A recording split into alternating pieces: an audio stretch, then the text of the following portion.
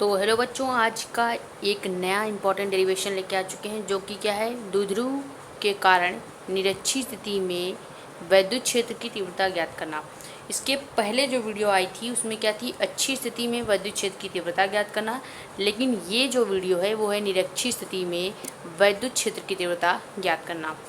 ये पूरा full 5 marks का है और इस समय करंट में देखा जाए, यानी कि अभी जो पेपर पैटर्न है उसमें ये 5 नंबर का पूछा जा रहा है डेरिवेशन में। ठीक है, तो हम अभी फिगर बनाएंगे। अभी ये आधा से भी कम फिगर बना हुआ है। पूरा फिगर अभी हम बनाएंगे, फिर आपको डिटेल में समझाएंगे। इसके पहले कुल 5 वीडियो पड़ चुकी है। पाँचों वीडियो में से अगर आपने खासकर 5वां वीडियो नहीं देखा है तो देख लीजिए, क्योंकि 5वें वीडियो यानी कि अच्छी स्थिति में वैद्युत क्षेत्र की तीव्रता से ही रिलेटेड आपका निरक्षीय स्थिति में वैद्युत क्षेत्र की तीव्रता ज्ञात करना है। ठीक है, तो अगर आप चैनल पर नए हैं तो चैनल को कर लीजिए सब्सक्राइब, और वीडियो अगर आपको पसंद आती है तो वीडियो को कर देंगे एक लाइक और एक छोटा सा प्यारा सा कमेंट कर देंगे, ताकि जो डाउट हो या कुछ भी आपका जो प्रॉब्लम हो सॉल्व किया जा सके। हमारा एक छोटा सा टेलीग्राम चैनल है जो कि क्या है, जानकारी नीट की। आप उस टेलीग्राम चैनल को ज्वाइन कर लेंगे और ज्वाइन करने के बाद एक मैसेज भेज देंगे। ठीक है, और अगर आपको कोई नोट्स चाहिए जैसे फिजिक्स का या फिर जो हम आगे स्टडी कराने वाले हैं उसका, तो वो सब नोट्स आपको वहीं पे प्रोवाइड करे जाएंगे फ्री में। ठीक है, अभी हम चलते हैं इस मोस्ट इम्पॉर्टेंट डेरिवेशन को सॉल्व करते हैं। ठीक, सबसे पहले हम इस फिगर पे आ जाते हैं। फिगर अगर आपको एक बार क्लियर हो जाएगी, बाकी आप माना जाना फलाना ढिकाना ये सब चीज़ें लिख लेंगे। जैसे सबसे पहले क्या है कि माना एक वैद्युत द्विध्रुव क्या है, ए बी है। जैसे ये क्या है, यहाँ पर लिखेंगे हम यही चीज़ कि माना एक वैद्युत द्विध्रुव क्या है, ए बी है। साथ साथ फिगर के लिखते चलेंगे ताकि आपको क्लियर हो जाए। ठीक, माना एक वैद्युत द्विध्रुव क्या है बेटा, एक वैद्युत द्विध्रुव ए बी है। ठीक, सबसे पहला पॉइंट यही हो गया कि हमने कोई एक बिंदु ले लिया ये और एक बिंदु ले लिया ये, यानी कि एक द्विध्रुव क्या है, ए है, और दूसरा द्विध्रुव क्या है, बी है। माना एक वैद्युत द्विध्रुव ए बी है, जो क्रमशः यानी इसी वैद्युत द्विध्रुव ए बी पे जो क्रमशः किससे मिलकर बना है, वैद्युत द्विध्रुव ए बी जो है वो क्रमशः माइनस क्यू आवेश तथा प्लस क्यू आवेश से मिलकर बना है। इतनी चीज़ क्लियर, बिल्कुल फिगर से ही देख के हम लिख रहे हैं। ठीक, सबसे पहले क्या है, माना एक वैद्युत द्विध्रुव आघूर्ण ए और बी है, जो किससे मिलकर बना है, माइनस क्यू आवेश और प्लस क्यू आवेश से। अब बात करेंगे इसके मध्य बिंदु ओ की। अब यहाँ पे क्या लिखेंगे, माना द्विध्रुव ए व बी के बीच की जो दूरी है, अब इनके बीच की दूरी पहले ले लेते हैं। द्विध्रुव ए और बी के बीच की दूरी क्या होती है, हमेशा 2l होती है। द्विध्रुव के बीच की दूरी हमेशा क्या होगी, 2l। तो माना द्विध्रुव ए और बी के बीच की जो दूरी है, बीच की दूरी 2l है। इतनी चीज़ क्लियर। अब हम क्या लेंगे इसमें, पहले हमने लिया द्विध्रुव ए और बी, और दोनों द्विध्रुव जो है मिलकर किससे बने हैं, क्रमशः माइनस क्यू आवेश तथा प्लस क्यू आवेश से। फिर हम दोनों द्विध्रुव के बीच की जो लंबाई है वो हमेशा 2l ली जाती है। तो वही हमने फिर से मान लिया कि माना द्विध्रुव ए और बी के बीच की जो दूरी है या लंबाई है वो 2l है। अब बात करेंगे इनके मध्य बिंदु O की। 2l है, वह इनके जो मध्य बिंदु, इनके मध्य बिंदु O से ये जो मध्य बिंदु O है, मध्य बिंदु O से क्या है, निरक्ष में। अक्ष का मतलब है कि इस तरह से लाइन, अक्ष का मतलब क्या है कि आप इस तरह से कोई लाइन ड्रॉ कर रहे हैं, लेकिन निरक्ष का मतलब क्या है कि इसके जस्ट ऊपर आप कोई लाइन ड्रॉ कर रहे हैं। ये क्या है, निरक्ष स्थिति। लेकिन अक्ष स्थिति क्या है, अगर आप इसके परपेंडिकुलर ऐसे लाइन करते, लेकिन आप जब ऊपर लाइन कर रहे हैं तो यानी आप निरक्षीय स्थिति की तरफ लाइन खींच रहे हैं। तो यहाँ पे हम क्या करेंगे कि इसके मध्य बिंदु ओ से इसके निरक्ष में आर दूरी पर, अब ये जो निरक्ष में हमने एक लाइन ड्रॉ की है, ये कितनी दूरी है, आर दूरी, पूरी जो ये लंबाई है वो कितनी है, आर दूरी है। ठीक, ये लंबाई जो है ये आर दूरी है। तो वही हमने लिखा, सबसे पहले माना द्विध्रुव ए और बी के बीच की जो दूरी है 12 है। ठीक, वह इनके मध्य बिंदु ओ से जो ये लंबाई है निरक्ष स्थिति में, इसके निरक्ष में आर दूरी पर, ये आर दूरी पर कोई बिंदु क्या है, पी है। अब इसी बिंदु पी पर हमको क्या करनी है, वैद्युत क्षेत्र ई का मान ज्ञात करना है। यही यहाँ पे भी लिख लेंगे कि इसके मध्य बिंदु ओ से निरक्ष यानी कि निरक्षीय स्थिति में आर दूरी पर एक बिंदु क्या है, पी है, एक बिंदु पी है, जहाँ पर का मतलब क्या है कि बिंदु पी पर वैद्युत क्षेत्र की तीव्रता ज्ञात करनी है। ठीक, ये हो गया माना वाली चीज़ें। अब डायग्राम पे फोकस करें। अब हम इसको क्या करेंगे, ए को पी से मिला देंगे और इस पी को भी बी से मिला देंगे। इस तरह से एक त्रिभुज यानी समकोण त्रिभुज बन जाएगा। ठीक, अब जो ए और ओ की लंबाई है वो कितनी होगी, ए से ओ की लंबाई एल होगी। ठीक, आधी दूरी आधी लंबाई एल, इसकी आधी लंबाई एल, तभी तो पूरी लंबाई 2L होगी। कल ही आपको अच्छी स्थिति में निकालने के लिए बताए थे कि L और L जुड़ के 2L बनाता है। अब यहाँ पे कुछ टर्म्स या इम्पॉर्टेंट टर्म्स हैं जो आप अभी जान लें ताकि आप डेरिवेशन आसानी से कर सकें। अब उसे हम नेक्स्ट पेज में देखते हैं। जैसे कि सबसे पहला इम्पॉर्टेंट पॉइंट क्या है कि अगर किसी भी सदिश का जब आप घटक निकालते हैं, जैसे मान लो ये क्या है, त्रिभुज है। अब इस त्रिभुज में हम दो घटक निकाल सकते हैं, एक इसके लंबवत घटक निकालेंगे और एक इसकी इस तरह से ऊर्ध्वाधर घटक निकालेंगे। ठीक, ये क्या हो जाएगा, लंबवत घटक जो है और एक इसकी इधर से साइड बीच से घटक जाएगा। सदिश के लिए बता रहे हैं, 11th का टॉपिक है, ये बता देंगे तभी आपको वहाँ पे क्लियर होगा।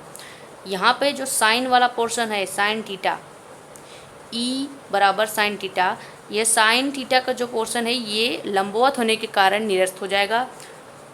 तो यहाँ पे क्या बचेगा, ई बचेगा और यहाँ हो जाएगा क्या, E1 cos थीटा और यहाँ पे हो जाएगा आपका E2 cos थीटा। ये पहला इम्पॉर्टेंट पॉइंट है। ठीक, अब इसी इम्पॉर्टेंट पॉइंट को हम क्या करेंगे, उधर अप्लाई करेंगे। अब इस जो हमने अभी इम्पॉर्टेंट पॉइंट बताया है उसको यहाँ पे करेंगे अप्लाई। देखो यहाँ पे भी हम सदिश के 3 घटक लेंगे। ठीक, अब लंबवत घटक जो है वो साइन थीटा होता है, लेकिन वो लंबवत होने के कारण निरस्त हो जाएगा।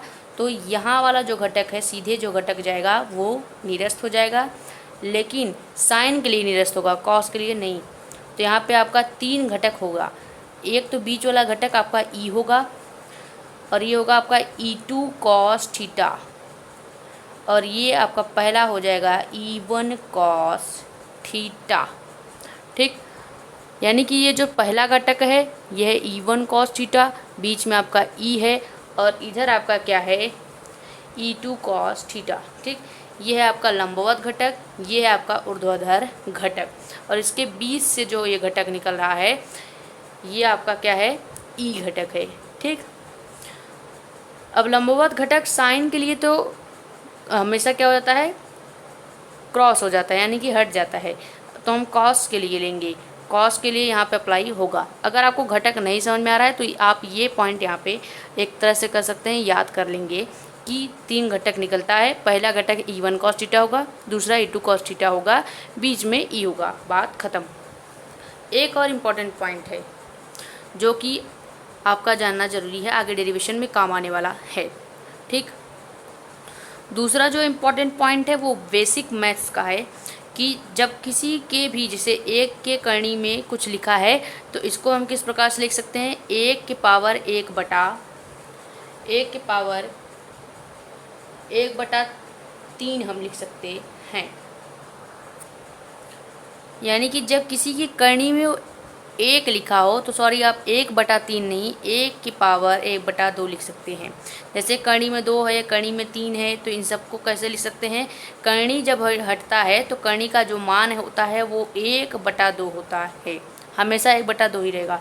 जैसे √3 है या करनी में 3 है तो 3 ब्रैकेट में 1/2 क्योंकि हमने करनी हटाया है। ठीक, ये आपको पोर्शन पता चल गया होगा कि जब आप करनी हटाते हैं तो उसके जगह आप 1/2 का ऊपर गुणा करते हैं या घात लगाते हैं। ठीक, अब इस टर्म को हम वहाँ पे अप्लाई करेंगे अपने डेरिवेशन में।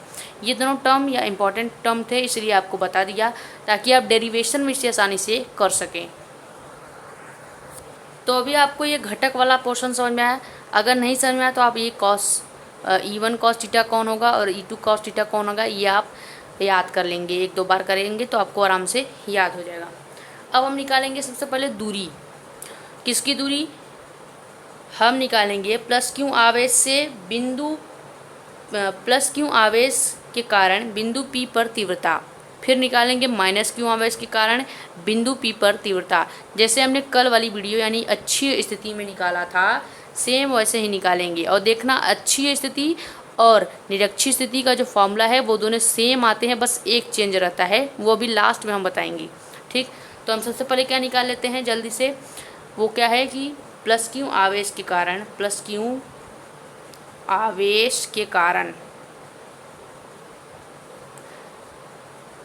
P पर तीव्रता या कह सकते हैं बिंदु P पर, आप अपने आप से लिख सकते हैं, यहाँ पे हम लिख ही देते हैं कि बिंदु P पर तीव्रता कैसे ज्ञात करेंगे। जब हम प्लस क्यू आवेश के कारण बिंदु P पर तीव्रता निकालते हैं तो हम कौन सा फॉर्मूला लगाते हैं, वैद्युत क्षेत्र की तीव्रता का फॉर्मूला, जो कि क्या है E बराबर 1/4 पाई एप्सिलॉन नॉट क्यू के बटे r²। लेकिन हम यहाँ r² की जगह क्या ले लेंगे, BP का स्क्वायर, क्योंकि ये जो पॉइंट है ये है बिंदु B और बिंदु P दोनों के बीच की ही हम तीव्रता निकालेंगे। तीव्रता निकाल रहे हैं तो यहाँ r² जो हमारा फार्मूला था, लो पूरा फार्मूला ही लिख दिया तीव्रता का। ये किसका फार्मूला है, तीव्रता का फार्मूला है। अब इसमें हम जब r का मान रखेंगे तो r के मान की जगह क्या लिख देंगे, BP का स्क्वायर। ठीक है, क्योंकि हमें अभी r का मान पता नहीं है, निकालना है। तो E बराबर हो जाएगा 1/4 पाई एप्सिलॉन नॉट क्यू के बटे BP का स्क्वायर।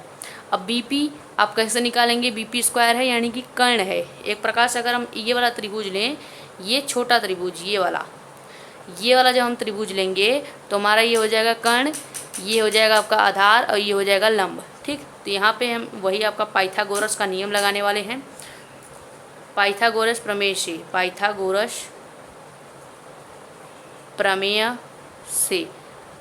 प्रमेय इसलिए लगा रहे हैं ताकि BP का जो मान है वो पता चल जाए।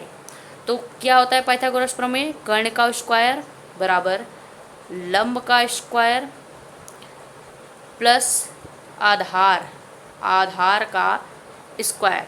इतनी चीज़ क्लियर है, कर्ण का स्क्वायर, लंब का स्क्वायर प्लस आधार का स्क्वायर। कर्ण क्या है, BP है, BP का स्क्वायर। फिगर में आपको दिखा देते हैं एक बार, देखिए कर्ण है ये वाला पोर्शन, ये जो पोर्शन रहता है कर्ण रहता है, BP का स्क्वायर। लंब क्या है, लंब है आपका R, लंब ये आपकी जो दूरी R है ये लेंगे, दूरी R का स्क्वायर प्लस आधार आपका L का स्क्वायर। लिखेंगे क्या इसको, अब इसको कैसे लिखेंगे कि BP बराबर √R² प्लस L²। अब ये आ गया BP का मान। BP का जो ये मान निकल के आया है वो AP² के लिए भी होगा। जब हम माइनस आवेश के लिए या माइनस क्यू आवेश के लिए P बिंदु पर तीव्रता निकालेंगे तब पर भी यही जो BP का मान है वही AP का मान होगा। ठीक है, तो यहाँ पहले BP का मान रख लें, जो कि क्या हो जाएगा, E बराबर 1/4 पाई एप्सिलॉन नॉट क्यू के बटे R square under root R square plus L square. अब चूंकि under root R square plus L square के बाहर क्या है, स्क्वायर है, तो हम डायरेक्ट यहाँ पे कर्णी में हटा के क्या कर देंगे, इसको ब्रैकेट लगा देंगे। कर्णी इसलिए हट जाएगा क्योंकि बाहर होल स्क्वायर है। ठीक, जब किसी के भी घात में होल स्क्वायर है और हमें इसका मान कर्णी में लिखना होता है तो हम कर्णी हटा देते हैं क्योंकि बाहर होल स्क्वायर है। ठीक, तो ये वाला मान आपका ऐसे हो जाएगा, ये ब्रैकेट है आपका। ठीक, क्योंकि बटे ब्रैकेट में R square plus L square, ये आपका निकल के क्या आया, समीकरण 1।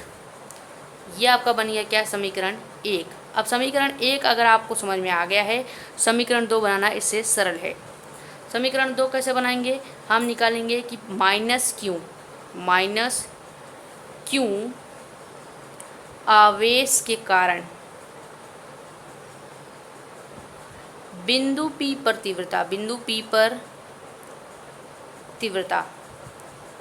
अब यहाँ पे एक इम्पॉर्टेंट आपको चीज़ बता देते हैं, जो कि इम्पॉर्टेंट नोट्स हैं। वो क्या है कि AP जो है AP किसके बराबर है, BP के।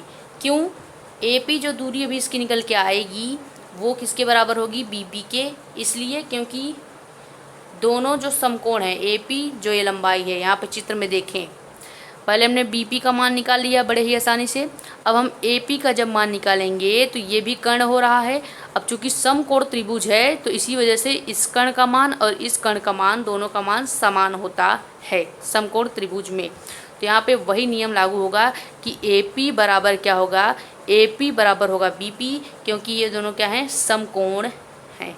ठीक, ये पॉइंट आपको पता होनी चाहिए। अब यहाँ पे हम फिर से विद्युत क्षेत्र की तीव्रता का फॉर्मूला लगाएंगे, E बराबर 1/4 पाई एप्सिलॉन नॉट क्यू के बटे आर स्क्वायर।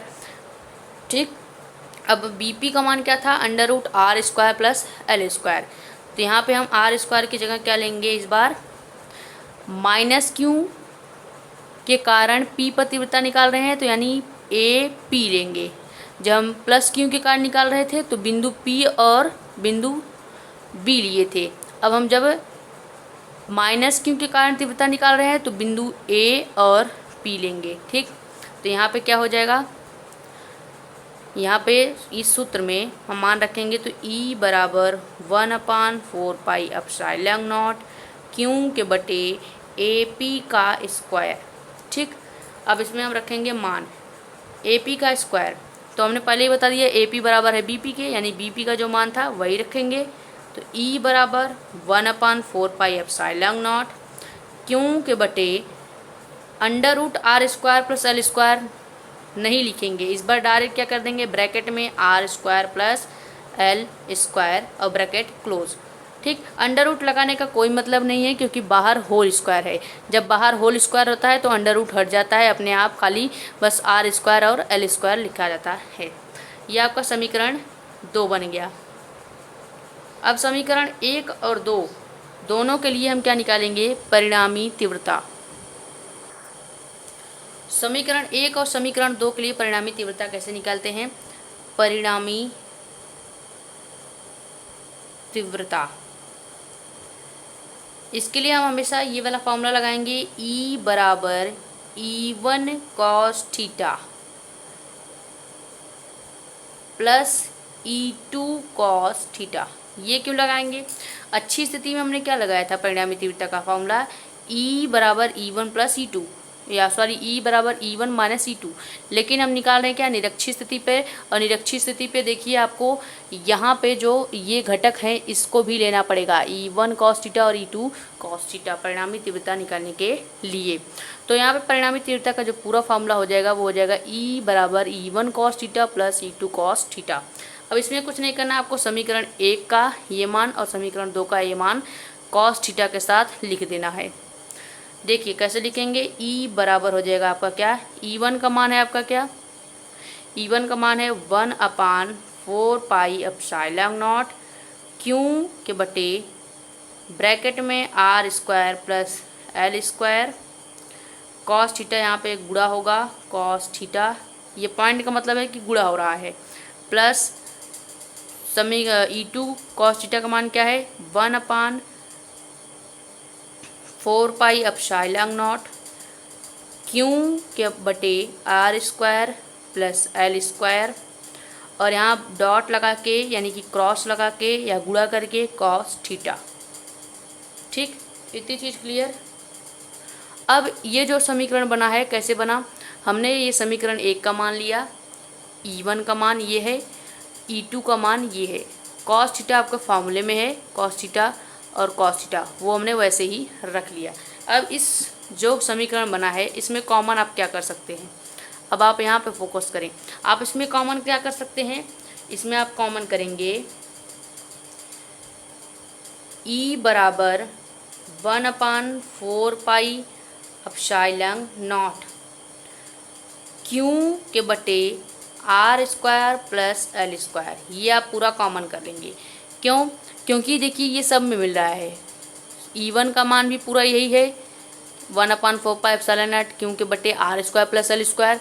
E2 का भी मान वही है 1/4πε0 क्यू के बटे R square plus L square.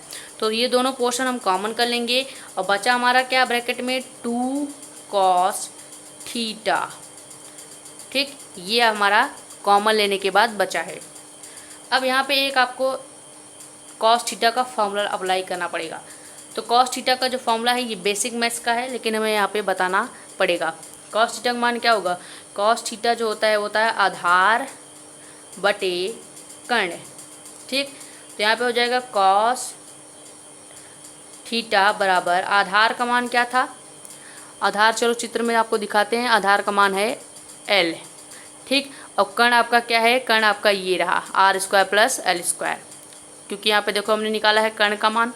ठीक, तो आधार हम लिखेंगे L के बटे क्या हो जाएगा, L के बटे रूट में R square plus L square.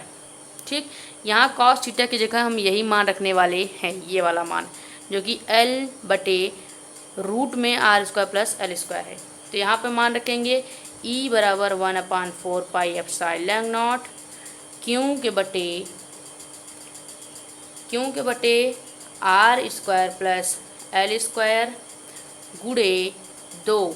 ये तो कॉमन पोर्शन था तो हमने वैसे ही बाहर ले लिया, 2 को भी हमने ब्रैकेट से बाहर किया, गुणा किया 2। अब इस L का कॉस थीटा का मान रखेंगे जो कि क्या है L बटे रूट में R square plus L square को हमने पहले ही आपको इम्पॉर्टेंट नोट में बताया कि जब कभी भी आप रूट हटाते हैं, जैसे 1 के पावर रूट है तो यहाँ पे आप 1 के पावर 1/2 कर देंगे, तो हम यहाँ पे रूट हटाएंगे तो क्या कर देंगे R square plus L square पूरे के पावर 1/2। ये क्लियर हुआ कैसे आया, 1/2 हमने इसलिए लिखा क्योंकि हम ये जो कर्णी है वो हटा रहे हैं, जब कर्णी में हटाएंगे तो यहाँ पे 1/2 ब्रैकेट में करके गुणा कर देंगे। ठीक, ये हुआ आपका इतना समीकरण क्लियर। अब इसके आगे चलते हैं, इसके आगे क्या होगा, E बराबर 1/4πε0 कॉमन वाला वैसे ही बाहर हो जाएगा, Q इंटू 2L सबको यानी ऊपर वाला जो पूरा है Q इंटू 2L इसको एक साथ ले लेंगे जो कि क्या हो जाएगा Q इंटू 2L बटे नीचे वाला जो है इसको सॉल्व करेंगे। क्या है देखो, नीचे एलसीएम जब आप लेंगे तो आर स्क्वायर एल स्क्वायर दोनों सेम है, तो हम एक बार में एक ही बार लिखेंगे इसको R square plus L square एक बार लिखेंगे, और जो इसके पावर हमेशा कुछ नहीं, जिसके देखो जिसके घात में कुछ नहीं है उसके घात में 1 रहता है, तो 1 प्लस 1/2। इतनी चीज़ क्लियर। 1/2 किसका है, इसकी पावर है, इसकी पावर कुछ नहीं थी तो हमने 1 मान लिया। एलसीएम लेंगे तो ये R square plus L square दोनों सेम है, तो एक बार R square plus L square इसकी पावर 1 प्लस 1/2। ठीक, ये बन गया आपका समीकरण। अब इस समीकरण को हम कैसे हल करेंगे, इस समीकरण को आप इस प्रकार से हल करेंगे। इसके लिए आपको एक बेसिक मैथ्स का फॉर्मूला याद होना चाहिए जो कि क्या है, a की पावर m इंटू a की पावर n। ये किसका फॉर्मूला है, जब आप बेसिक मैथ्स पढ़ते हैं 11th में तब ये फॉर्मूला आता है, a की पावर m इंटू a की पावर n। तो इसका हमेशा सॉल्व करने पे क्या होता है, a की पावर m प्लस n। इसको सॉल्व करेंगे तो चीज़ ऐसे ही बनेगा। इसका मतलब ये है कि a की पावर m और a की पावर n, इसका मतलब ये है कि जो a है यानी कि ये जो पूरा पोर्शन है वो क्या है, R square plus L square a माना गया है। अब ये जो घातें हैं वो जुड़ जाएंगी, तो क्या हो जाएगा, जब घात जुड़ेगा तो e बराबर 1/4 पाई एप्सिलॉन नॉट, ये मान जो है Q इंटू 2L आपको कल ही बताया था। यहाँ पे एक बार और बता देते हैं कि वैद्युत द्विध्रुव आघूर्ण का जो फॉर्मूला है P बराबर Q इंटू 2L होता है, यानी Q इंटू 2L की जगह हम P लिख सकते हैं। तो यहाँ पे क्या लिख देंगे, P के बटे R square plus L square, घातें जुड़ेंगी तो क्या हो जाएगा 3 के पावर 2, नीचे होगा ये पूरा लाइन है आपका। अब इसके नीचे जो होगा वो क्या हो जाएगा 3 के पावर 2 होगा, यानी R square plus L square के पावर जो 1 + 1/2 था वो जब एलसीएम आप लेंगे तो 3 के बटे 2 हो जाएगा। ठीक, ये आपका समीकरण बनेगा। अब इस समीकरण को हम ले चलते हैं नेक्स्ट पेज में, वहाँ पे आपको सॉल्व करके बताते हैं। ठीक, तो पीछे हमारे जो पिछले पेज में यही समीकरण बना था, जो कि क्या था, E बराबर 1/4 pi epsilon not P R square plus L square, और इस पूरे के घात 3/2। ठीक, P क्यों कैसे आया, क्योंकि हम वैद्युत द्विध्रुव आघूर्ण का जो फार्मूला है वो P बराबर Q इंटू 2L होता है। ठीक, तो Q इंटू 2L था, यहाँ पे हमने P ले लिया। अब इसको हम करेंगे, एक केस मानेंगे यहाँ पे और इसको करेंगे सॉल्व। अब जब कभी भी आप इस स्टेप पे पहुँचेंगे, इस स्टेप पे, तो इस स्टेप पे आपको एक हमेशा चूँकि करके एक केस मानना पड़ेगा, जो कि क्या है कि यदि L का जो मान है वो मोर लेस देन R हो जाए, L का मान जो है वो R से बहुत ज़्यादा अगर छोटा हो जाए तो हम L के मान को क्या कर लेते हैं, 0 मान लेते हैं। ठीक, तो वही यहाँ पे अप्लाई करेंगे, तो हमारा जो इसका मान आएगा वो क्या आएगा, L 0 हो जाएगा यहाँ पे। तो E बराबर 1/4 पाई एप्सिलॉन नॉट P, वैसे ही L 0 हो गया, यानी कि बच गया क्या, खाली आर स्क्वायर के पूरे घात में क्या हो जाएगा 3/2। ठीक, ऐसा जब सिचुएशन होता है तो आप इसे कैसे सॉल्व करते हैं, आर स्क्वायर 3/2, इस घात से ये घात कट जाएगा क्योंकि 2 से ये 2 कट सकता है, तो अभी क्या बचा, आर के पावर 3। अब ये हमारा E बराबर 1/4 पाई एप्सिलॉन नॉट P के बटे आर की पावर 3, ये आपका किसका फॉर्मूला बन गया, ये आपका फॉर्मूला बन गया निरक्षीय स्थिति में वैद्युत द्विध्रुव या वैद्युत क्षेत्र की तीव्रता, वैद्युत क्षेत्र की तीव्रता का एक इम्पॉर्टेंट फार्मूला। ठीक, अब ध्यान से सुने, हमने कहा था कि अक्षीय स्थिति और निरक्षीय स्थिति दोनों का जो फार्मूला है वो सेम होता है। अक्षीय स्थिति का फार्मूला क्या होता है, यहीं लिख देते हैं, अक्षीय स्थिति का फार्मूला। ठीक, वो क्या था, E बराबर 1/4 पाई एप्सिलॉन नॉट 2P/R3। देखो क्या अंतर है, कुछ अंतर नहीं है, बस एक अंतर है कि यहाँ पे 2P है और यहाँ पे खाली P है। देख रहे हो, दोनों फार्मूला एकदम सेम है। ठीक, यहाँ पे अच्छी स्थिति में आप कभी भी जब तीव्रता निकालेंगे तो E बराबर 1/4 पाई एप्सिलॉन 2P/R3 हो जाएगा। निरक्षीय स्थिति में जब कभी आप वैद्युत क्षेत्र की तीव्रता निकालते हैं तो E के बराबर 1/4 पाई एप्सिलॉन नॉट P के बटे R3 हो जाता है। ठीक, तो ये जो इम्पोर्टेंट डेरिवेशन था वो यहीं पे ख़त्म हुआ। उम्मीद है आपको ये डेरिवेशन बहुत ही अच्छे से समझ में आएगा, क्योंकि वीडियो पूरी आपकी लॉन्ग हो गई है, यानी कि लगभग 29 मिनट की वीडियो हो चुकी है। 29 मिनट में हमने आपको निरक्षीय स्थिति और अक्षीय स्थिति जो है दोनों ही फार्मूले में अंतर बता दिया, दोनों ही फार्मूले में सेम क्या है ये बता दिया, और निरक्षीय स्थिति में वैद्युत क्षेत्र की जो तीव्रता था इसका डेरिवेशन हमने डेराइव करके बता दिया। ठीक, तो अगर आपको ये वीडियो पसंद आ रही है तो वीडियो को प्लीज़ एक लाइक कर देना, कमेंट कर दीजिएगा कुछ भी जो आपको अच्छा लगे या डाउट हो आपका तो डाउट कमेंट कर दें। और हमारा एक पर्सनल टेलीग्राम चैनल है जो कि आप लोगों के लिए ही बनाया गया है, वो क्या है, जानकारी नीट की टेलीग्राम चैनल, उसको ज्वाइन कर लेंगे। साथ ही साथ अभी आप अगर 5 वीडियो इसके पहले जो पड़ चुकी है यूट्यूब पे वो नहीं देखे हैं तो जाके देख लीजिए। हमारा एक प्लेलिस्ट है यूट्यूब पर क्लास 12th इम्पॉर्टेंट डेरिवेशन 2025-26 करके आप उसे जाके आराम से वहाँ पे देख सकते हैं सारे लेक्चर को। ठीक है, मिलते हैं ऐसे नेक्स्ट डेरिवेशन में किसी और इम्पॉर्टेंट टॉपिक के साथ। Thank you.